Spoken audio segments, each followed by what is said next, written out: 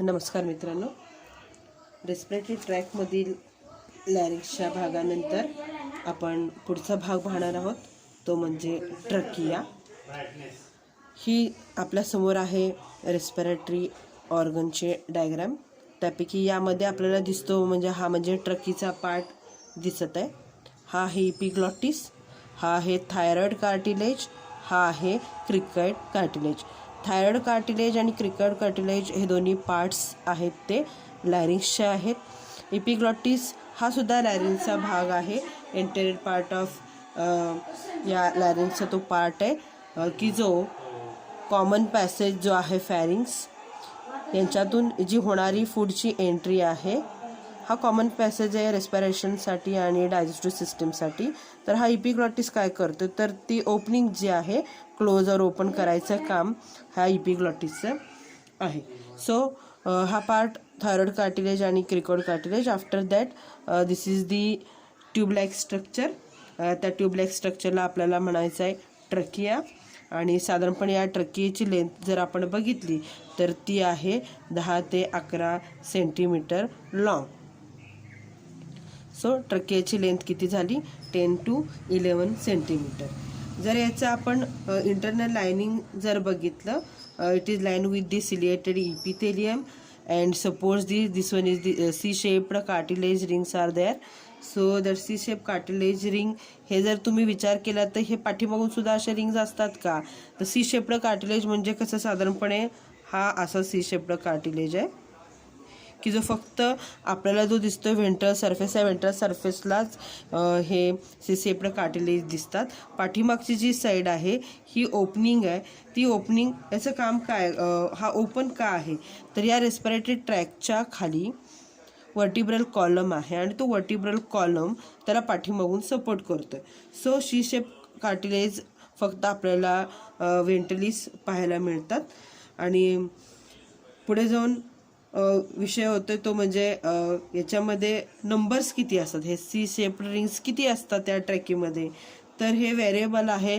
साधारणपणे जे हे सी शेप्ड कार्टिलेज रिंग जे आहेत ते साधारणपणे 60 ते 20 एवढे कार्टिलेज रिंग्स आपल्याला बघायला मिळतात। सो याचं फंक्शन काय आहे, तर इथं ट्रकी जो आहे तो या 2 लंग्सना होल्ड करायचं काम करतोय, त्यामुळे याच्यामध्ये रिजिडिटी फॉर्म क्रिएट होणं गरजेचं आहे। आणि हे याला रिजिडिटी क्रिएट करायचं काम कोण करतात, तर हे सी शेप्ड कार्टिलेज रिंग्स करतात। एक लक्षात ठेवायचं मित्रांनो, ही वाईन पाईप जी आहे ती पॅसेजिंगचं काम करते आहे। एअरवरून येणारी जी एअर आहे या ट्रकीमधून पुढे लंग्सपर्यंत पोहोचवण्याचं काम ही ट्रकिया करते। सो त्याच्यामध्ये असणारं जे लायनिंग आहे ते लायनिंग कशाचं असणार आहे, तर सिलिएटेड इपिथेलियमने असणार आहे।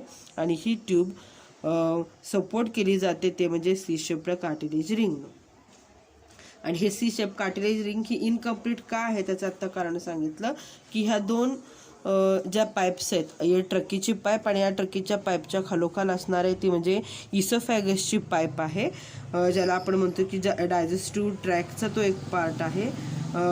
आणि पाठीमागून इसोफॅगसचा त्याला सपोर्ट आहे आणि इसोफॅगसचा पाठीमागून वर्टिब्रल कॉलमचा सपोर्ट आहे। सो पाठीमागच्या रिंगला जर कंप्लीट असतं तर इसोफॅगसला त्याचा कदाचित डॅमेज झाला असता, त्यामुळे नॅचरली तो कसा आहे इनकम्प्लीट आणि सी शेप्ड आहे। सो फक्त हे सी शेपचं फंक्शनच काय, तर कोलॅप्सिंग होण्यापासून वाचवणे, हा एक सगळ्यात महत्त्वाचं काम या सी शेप्ड रिंगचं आपल्याला सांगता येईल। Then after that trachea is divides into 2 bronchi. That bronchi we are called as the primary bronchi. That primary ब्रॉन्कायच्या बाबतीत जर सांगायचं झालं तर ह्या प्रायमरी ब्रॉन्कायजमध्ये सुद्धा असे सी शेप्ड रिंग्स आपल्याला पाहायला मिळतात। राईट लंग्समध्ये सुद्धा मर्ज झालेली दिसते, लेफ्ट लंग्समध्ये सुद्धा ती एंटर झालेली दिसते। जिथे या लंग्समध्ये हे प्रायमरी ब्रॉन्काय एंटर्स होतात त्या पोझिशनला, त्या जागेला आपल्याला काय म्हणायचं आहे, हिलम। सो हा हिलम इथे या प्रायमरी ब्रॉन्कायजला एंटर्स देतो।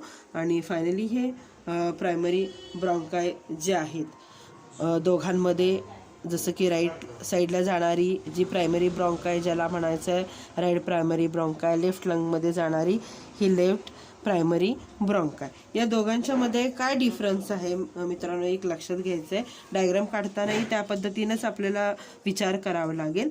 राईट ब्रॉन्चेसच्या बाबतीत जर सांगितलं तर याची जी लेंथ आहे साधारणपणे या प्रायमरी ब्रॉन्कायची इथून ही जी लेंथ आहे ती लेंथ किती आहे तर 2.5 सेंटीमीटर एवढी त्याची लेंथ आहे.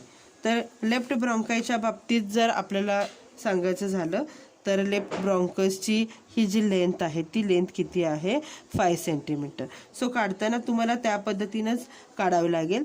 आणि स्ट्रक्चरच्या बाबतीत डिफरन्शिएट करायचं आहे की राईट हा ब्रॉन्काय जो आहे हा वायडर आहे as a comparative to left side.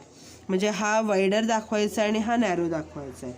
आणि काढत असताना हा मोर व्हर्टिकल काढायचा आहे. थोडंसं माझंही हॉरिझॉन्टलच झाले, काढताना हा थोडासा व्हर्टिकल आला पाहिजे आणि ही जी ब्रॉन्काय आहे ती थोडीशी हॉरिझॉन्टल असली पाहिजे.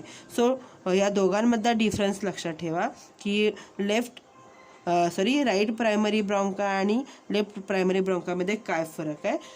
या प्रायमरी ब्रॉन्कायची लेंथ आहे 2.5 सेंटीमीटर, तर लेफ्ट प्रायमरी ब्रॉन्कायची लेंथ आहे 5 सेंटीमीटर. राईट प्रायमरी ब्रॉन्काय हा वायडर आहे as a comparative to left. हा मोर व्हर्टिकल आहे, तर हा लेफ्ट प्रायमरी ब्रॉन्काय जो आहे तो हा मोर हॉरिझॉन्टल आपल्याला बघायला मिळेल. सो हे झालं प्रायमरी ब्रॉन्कायच्या बाबतीत. आफ्टर दॅट त्याचं जे कन्व्हर्जन होतं पुढे ते लंग्समध्ये मर्ज होतात. त्याच्यानंतरचा पुढचा भाग येतो तो म्हणजे हा लंग्सचा पार्ट आहे. हे आहे लंग्स. लंग्सच्या बाबतीत आपल्याला सांगायचं झालं तर जिथे या प्रायमरी ब्रॉन्काय आतमध्ये एंटर होतात हे 2 ऑर्गन्स आहेत, ते 2 ऑर्गन्सला म्हणायचं आहे लंग्स. साधारणपणे ह्या लंग्सचा जर शेप आपण बघितला तर हा ट्रायंग्युलर शेप दिसतोय.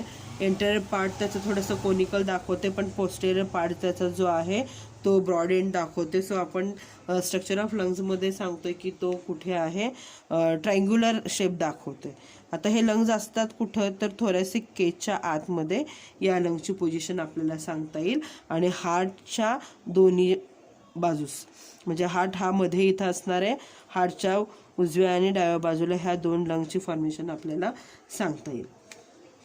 आता राईट आणि लेफ्ट लंग्सच्या बाबतीत आपल्याला काही डिफरन्स सांगता येईल आणि तो डायग्राममध्ये सुद्धा आपल्याला डिफरन्शिएट करता आला पाहिजे. राईट लंग्सच्या बाबतीत सांगायचं झालं तर थोडासा हा बिगर आहे as a comparative to left. That is this right lung is bigger than left lung. So bigger and this one is the smaller. कंपार्टमेंटच्या बाबतीत सुद्धा आपल्याला डिफरन्शिएशन करता येईल. राईट लंगचे 3 लोब्समध्ये आपल्याला डिवायडेशन सांगता येईल.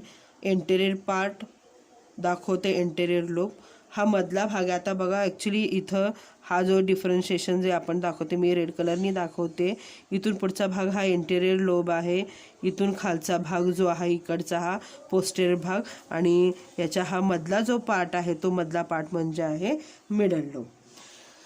Similar to that of right lung left लंगचे सुद्धा 2 लोब्समध्ये आपल्याला डिवायडेशन झालेलं दिसतंय. हा आहे वरचा भाग आणि हा आहे खालचा भाग. एंटेरियर पार्टला पुढच्याला म्हणायचे हा सुपेरियर लोब, पाठीमागच्या भागाला म्हणायचं आहे इन्फेरियर लोब. सो हा दुसरा डिफरन्स आपल्याला लंग्सच्या बाबतीत सांगता येईल. राईट लंग्समध्ये 3 लोब्स पाहायला मिळतात, तर लेफ्ट लंग्समध्ये आपल्याला 2 लोबची फॉर्मेशन बघायला मिळेल. आता तिसरा डिफरन्स या दोघांमध्ये सांगता येईल तो म्हणजे वेटच्या बाबतीत. राईट लंगचा सेपरेटली आपण जर वेट केला तर हा हेवियर आहे as a comparative to left lobe.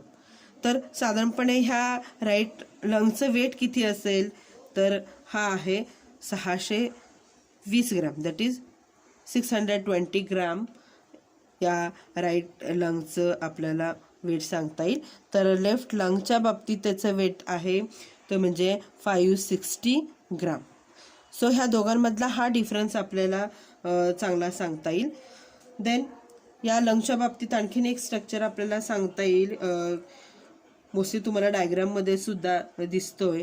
हा भाग आहे हा नॉचचा भाग ज्याला आपण म्हणतोय कार्डियाक नॉच. हा कार्डियाक नॉच आपल्याला या राईट लंग्समध्ये बघायला मिळत नाही आहे. हा जो आहे तो पार्ट आहे कार्डियक नॉच. हा एक डिफरन्स तुम्हाला सांगता येईल की या राईट लंग लोबमध्ये कार्डियक नॉच नाही. There is an absence of cardiac notch. आणि इथं मात्र एक डिप्रेशन दिसतंय. That depression we are called as the cardiac notch. So हे झालं दोघांमधला हा डिफरन्स आहे. नंतर या दोन लंगच्या मध्ये ही स्पेस जी दिसते त्या स्पेसला काय म्हणायचं आहे, मिडियास्टिनम. आणि ह्या मिडियास्टिनमच्या मध्ये तुम्हाला इथं हार्टची पोझिशन आपल्याला बघायला मिळते. सो पुढे जाऊन ज्यावेळेला आपण डिफरन्शिएट करतोय, हा प्रायमरी ब्रॉन्काय लंग्समध्ये मर्ज होतोय आणि मग पुढे जाऊन पुन्हा ह्यांचे बायफर्गेशन जे होतात ते बायफर्गेशन मी तुम्हाला नंतर डिस्कस करेनच. तर याच्यामध्ये आणखीन एक मला सांगायचं की लेअरिंगच्या बाबतीत लंग्सचं आपल्याला लेअरिंग सांगता येईल. या लंग्सभोवती काही लेयर्स आपल्याला बघायला मिळतात, ज्याला आपण म्हणतो प्ल्युरा. सो इथे मी एक लेयर काढते. हा लेयर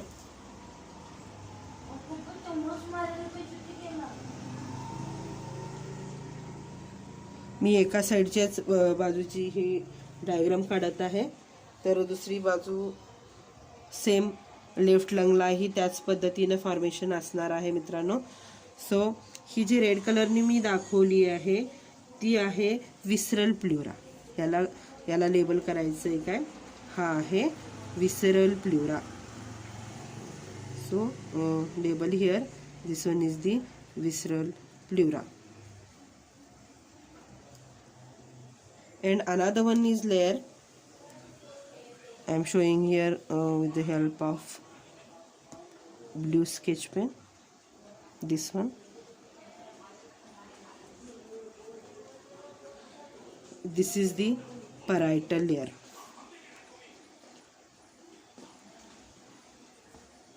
Parietal प्ल्युरा. प्ल्युरा म्हणजे काय मित्रांनो, या लंग्स भोवती असणारे जे मेम्ब्रेन आहे त्या मेम्ब्रेनला म्हणलं जातं प्ल्युरा. लक्षात येते, लंग्सच्या लागूनच असणारी जी लेअर आहे त्या लंग्स लेअरला म्हणायचं आहे विसरल प्ल्युरा. विसरल प्ल्युराच्या बाहेरून असणारी एक लेअर आहे त्याला म्हणायचं आहे परायटल प्ल्युरा. एकत्रितच याला आपण लेबल करू शकतो, ते म्हणजे प्ल्युरा. सो लंग्सच्या बाबतीत आपल्याला हे सांगता येईल की लंग्स हा दोन मेम्ब्रेननी कव्हर केला जातो, ज्याला आपण म्हणतोय विसरल प्ल्युरा आणि परायटल प्ल्युरा. आता यांचं फंक्शन काय मित्रांनो बघा, या दोन्ही लेअरच्या मध्ये इथं फ्लूड असतं. या फ्लूडला म्हणलं जातं प्ल्युरल फ्लूड. याला काय म्हणायचं आहे, प्ल्युरल फ्लूड. आणि हे प्ल्युरल फ्लूड काही फंक्शन परफॉर्म करतं. आता कोणकोणते फंक्शन असतील, जसं की तुम्ही कार्डिओव्हॅस्क्युलर सिस्टीममध्ये बघितलेलं आहे, heart is covered by 2 layers, बरोबर आहे. ज्या लेयर्सला आपण काय म्हणतो पेरिकार्डियल लेयर, आणि 2 पेरिकार्डियल लेयरच्या मध्ये असतं पेरिकार्डियल फ्लूड. तसंच इथं या विसरल प्ल्युरा आणि परायटल प्ल्युरामध्ये स्पेस आहे आणि या स्पेसमध्ये पर्टिक्युलर फ्लूड आहे. त्या फ्लूडला म्हणायचं आहे प्ल्युरल फ्लूड. आणि हे प्ल्युरल फ्लूड जसं पेरिकार्डियल काम करतं तसंच इथं प्ल्युरल फ्लूड ही सगळ्यात महत्त्वाचं काम करतोय. ते म्हणजे फर्स्ट कॅरेक्टरिस्टिक आहे त्याचं ल्युब्रिकेशन करणं. इट ल्युब्रिकेट्स दी. ज्याला तो कॉन्ट्रॅक्शन रिलॅक्सेशन त्याचं होणार आहे त्याला it prevents the friction. So हे ल्युब्रिकेशनचं काम याच्यात असणारं फ्लूड काम करेल. नंतर दुसरं त्याचं फंक्शन आहे, it protects the lung from mechanical shocks. एखादा मेकॅनिकल शॉक्स जर लंगपर्यंत येऊन पोचला तर ते हे प्ल्युरल फ्लूड काय करतो, तो ॲब्झॉर्ब करतो. सो सेकंड ह्याचं फंक्शन आपल्याला सांगता येईल, it protects the lungs from the mechanical shocks. आणि थर्ड फंक्शन त्याचं आपल्याला सांगता येईल, it hold both the membrane together. जे हे 2 लेयर्स आहेत, विसरल लेयर आणि प्ल्युरल लेयर, या दोन्ही लेयरना ऑलवेज तो काय करतोय, होल्ड करून ठेवण्याचं काम करतोय. ह्या 2 लेयर असल्यामुळे या लंगचं काय होतंय, प्रोटेक्शन होतं आणि ह्या दोघांना ऑलवेज एकत्रित ठेवण्याचं कामसुद्धा याचं चालतं. सो ह्या प्लुराचं आपल्याला या पद्धतीनं फंक्शनिंग सांगता येईल. ठीक आहे. इथून पुढचा भाग आपण पुढच्या व्हिडिओमध्ये पाहणार आहोत. धन्यवाद मित्रांनो.